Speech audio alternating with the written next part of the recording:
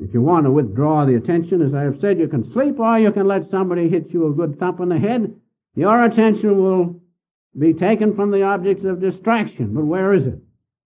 You must have that attention. It must be in your hand, so to speak, ready to be applied to the problem at hand. So those two things are the first two things to remember in concentration. Get hold of that attention. Withdraw it from the objects of distraction. And then apply it. Keep it alert, ready to be applied. Now, many people in their meditations, they withdraw the attention, but then what happens to it? Then it begins to float all off in imagination all around, and they see all sorts of things.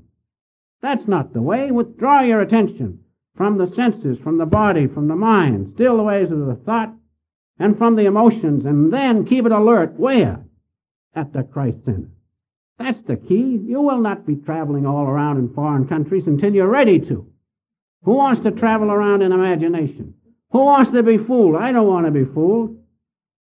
I want to know where I'm going, so do you. So let us realize we must take that attention, keep it alerted at the Christ Center, and no force in the universe can disturb you or harm you if you keep your attention alerted here. But if you just withdraw the attention and let it slide all around all over the place, where are you? You can't tell me.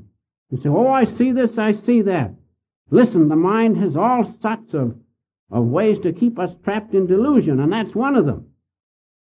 So remember, if you keep your withdrawn attention alerted at the Christ Center, no force in the universe can hurt you or disturb you.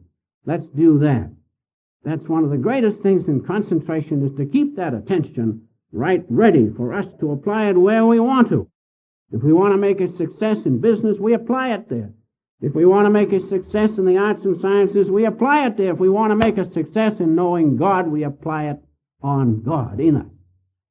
So remember, that's an important part. Keep the attention alerted at the Christ Center. Now, another point I have written down to tell you about is this, that the art of concentration of self-realization fellowship is the highest art. Why? Most systems of concentration use the mind and the powers of the mind to concentrate. But the art of concentration of self-realization fellowship goes beyond that to the cause. And what is the cause? I have just told you. Uncontrolled life force in the body. And so, the art of concentration of self-realization fellowship goes beyond mind to the force which made the mind and causes the mind to function. Is that clear? That's why you all should know this high art of concentration of self-realization fellowship, because it goes to the basic cause. And what is it? Uncontrolled life force. If in that room I spoke about a few minutes ago, you were able to control the life force, you could immediately concentrate in spite of all the bedlam that was going along and around you. Why? Because you had control of life force. That's very important. So the basis, the key point in the art of concentration of self-realization fellowship is that it goes to the basic cause, uncontrolled life force or uncontrolled presence of God in us. The life force, remember, I have told you, is the cosmic energy within us, the presence of God himself. But we have no control over it.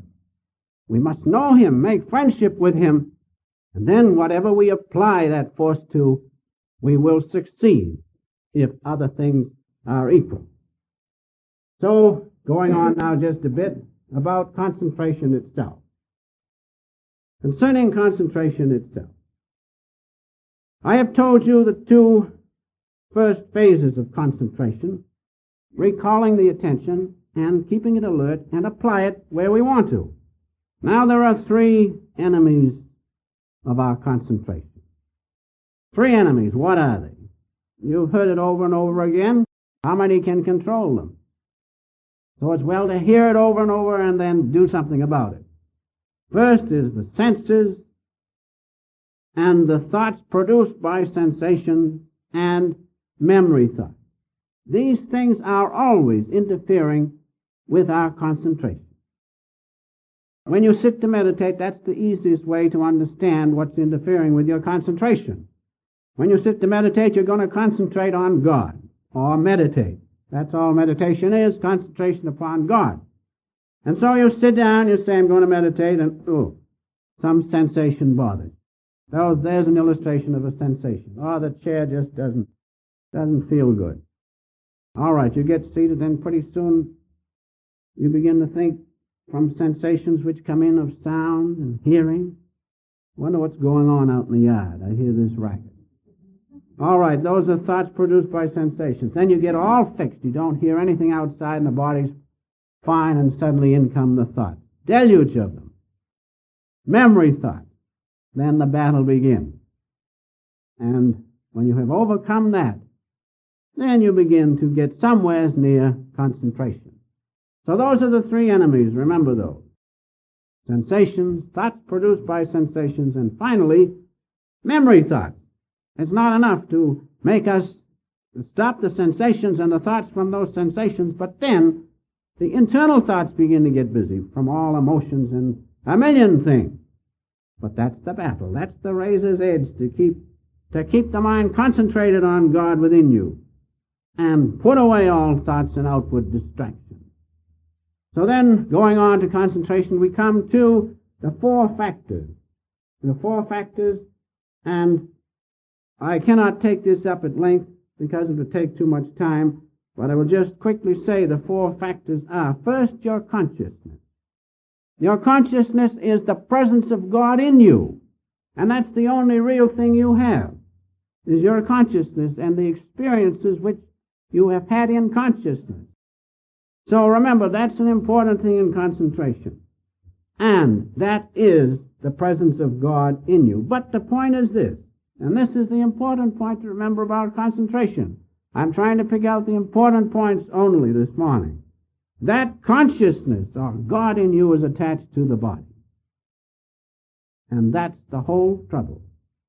That consciousness of the presence of God in you is attached to the vehicle. And as long as it's attached, you cannot apply that consciousness on any one thing which you want to do. So consciousness is the first factor. But it's attached to the body. Now we have to break that attachment. How is it attached to the body? By the second factor of concentration, or breath. Breath keeps us attached to the body. Now you say, well, how about that?